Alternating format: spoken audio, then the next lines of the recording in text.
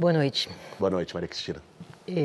O senhor citou aí a rejeição do presidente Jair Bolsonaro, que estaria próxima do teto. Uma das questões relativas às pesquisas nesse primeiro turno é que os próprios diretores dos institutos discutem que há muitos eleitores do presidente Jair Bolsonaro que se recusaram a responder pesquisas, o que de alguma maneira fez com que a amostra dos institutos fosse menos representativa do eleitorado bolsonarista. Então, talvez essa rejeição a gente não devesse contar com ela. E a minha pergunta é o seguinte: ao longo de toda a campanha, a esquerda, com o respaldo da imprensa, bateu. E não apenas a esquerda, o centro também, um grande campo político, bateu na misoginia do presidente, na sua incúria com a pandemia, na escalada que armou a população civil, na exploração política da religião, para ficar aqui só nesses temas. Apesar disso, Bolsonaro teve 51 milhões de votos, o equivalente a 43% do eleitorado. A gente deve acreditar que 51 milhões de brasileiros compartilham esses valores com o presidente, ou a oposição não foi capaz de politizar esses temas? Veja, Maria Cristina, eu não acho que nós temos 51 milhões de fascistas no Brasil, de negacionistas no Brasil. Isso seria uma tragédia muito maior do que aquela que a gente está vivendo. O Bolsonaro, ele tem um grupo de seguidores, de apoiadores fiéis, que são aqueles, por exemplo, que acham que vacina não funciona, que a Terra é plana.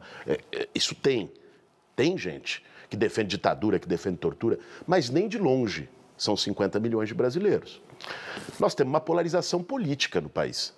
E essa polarização política, para além da diferença que existe entre os dois lados, um lado trabalha com intolerância e fora da gramática democrática, outro lado pode se discordar o que for, mas é o campo democrático.